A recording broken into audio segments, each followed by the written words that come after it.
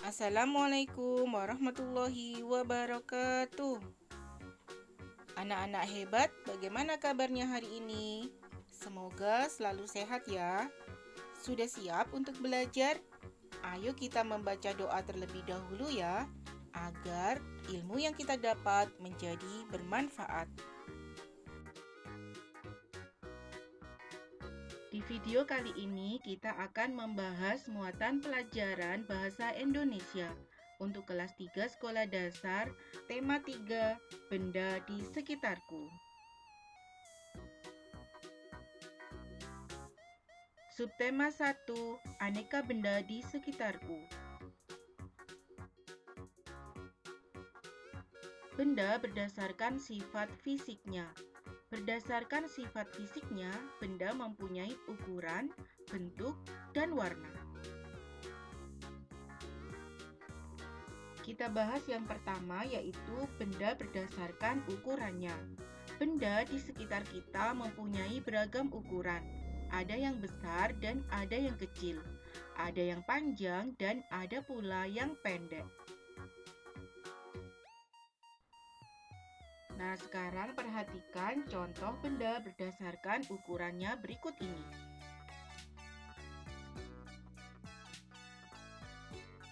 Benda berdasarkan bentuknya. Benda-benda di sekitar kita mempunyai beragam bentuk. Ada segitiga, lingkaran, segi empat, dan lainnya.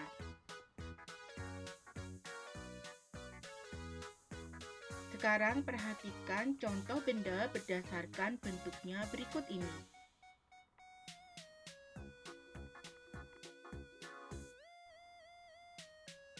Benda berdasarkan warnanya. Benda di sekitar kita mempunyai beragam warna. Ada yang berwarna merah, kuning, coklat, dan lain sebagainya. Berikut ini contoh benda berdasarkan warnanya. Perhatikan warnanya baik-baik ya.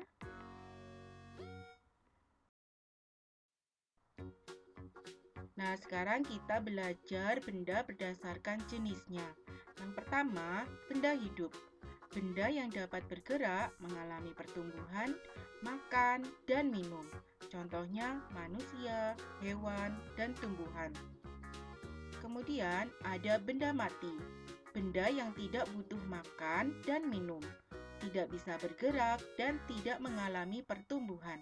Contohnya gelas, buku, dan pensil. Nah, sekarang kita belajar benda berdasarkan ciri-cirinya.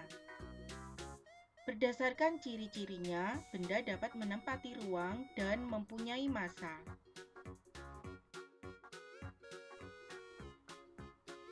Massa benda dapat diukur dengan cara ditimbang. Manusia, hewan, tumbuhan, bahkan buku menempati ruang. Benda-benda itu juga dapat ditimbang. Sementara itu, cahaya, panas, dan suara bukanlah benda karena tidak menempati ruang dan tidak dapat ditimbang.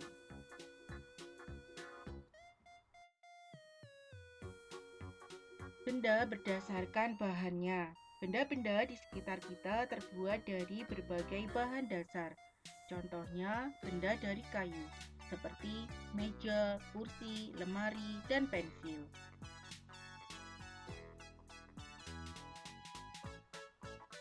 Benda dari kertas seperti buku, tisu, kardus, dan koran.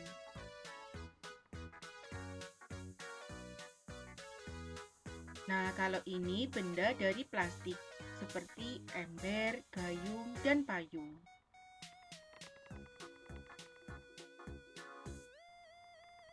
Benda dari logam, seperti sendok, garpu, dan uang koin.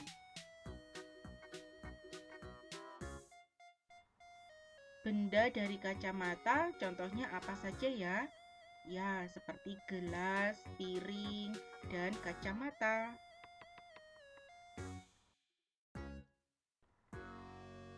Nah, kalau benda dari karet, contohnya apa? Ya, seperti ban, balon, dan sandal jepit. Bahkan penghapus yang sering kalian pakai itu terbuat dari karet.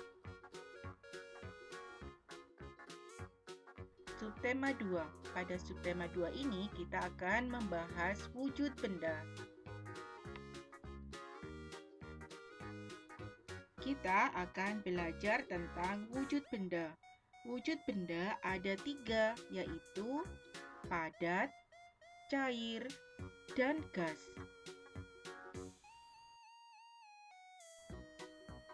Sekarang kita bahas sifat-sifat benda padat.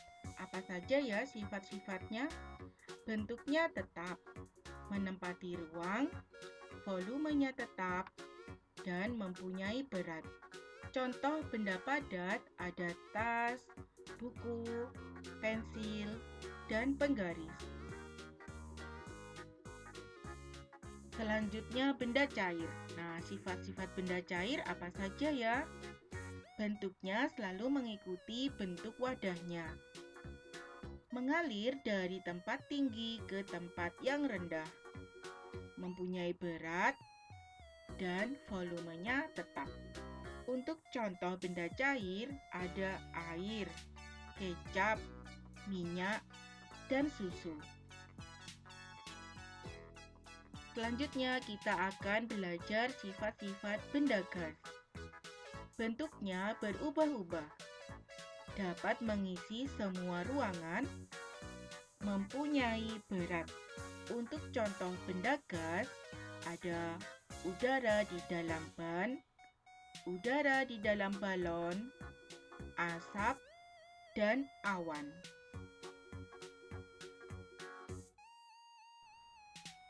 Subtema 3, perubahan wujud benda. Apakah kalian tahu apa itu mencair? Mencair adalah perubahan wujud dari benda padat menjadi benda cair. Mencair dapat disebut juga meleleh atau melebur. Contohnya, es batu berubah menjadi air. Gula jika dipanaskan akan mencair, dan mentega yang dipanaskan akan mencair. Membeku. Membeku adalah perubahan wujud dari benda cair menjadi benda padat. Contohnya, minyak goreng menjadi padat jika disimpan di tempat bersuhu dingin. Pembuatan gula Jawa dan air menjadi es batu. Menguap. Menguap adalah perubahan wujud dari benda cair menjadi benda gas. Peristiwa ini disebabkan oleh pemanasan. Contohnya, baju basah yang dijemur lama-kelamaan akan kering.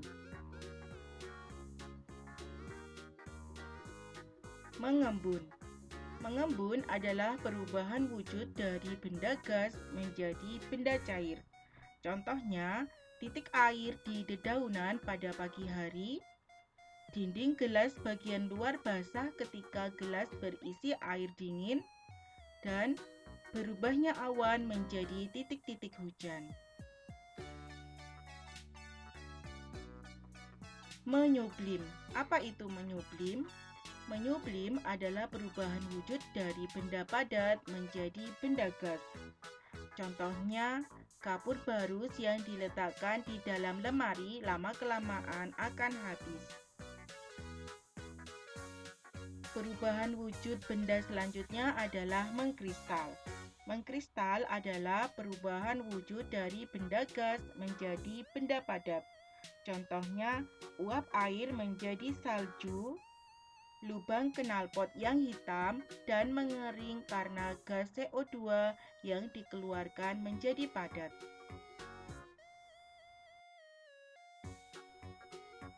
Subtema 4.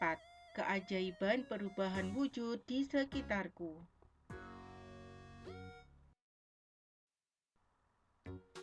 Perubahan wujud pada proses pembuatan garam.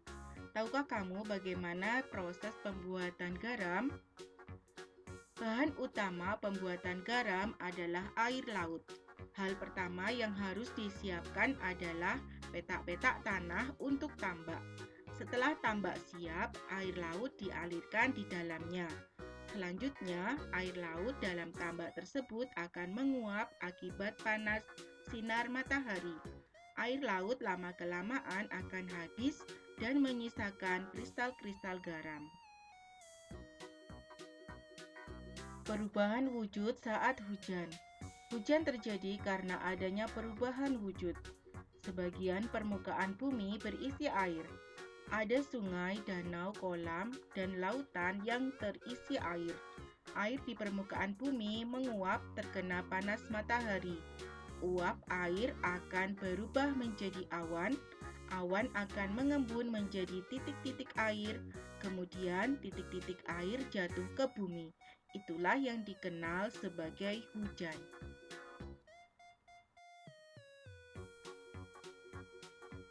Perubahan wujud pada peristiwa pemanasan global. Pemanasan global disebut juga global warming. Pemanasan global terjadi jika suhu bumi meningkat. Akibatnya, es di wilayah kutub akan mencair. Hal ini menyebabkan permukaan air laut naik. Jika dibiarkan, maka lama-kelamaan pulau-pulau di dunia akan tenggelam.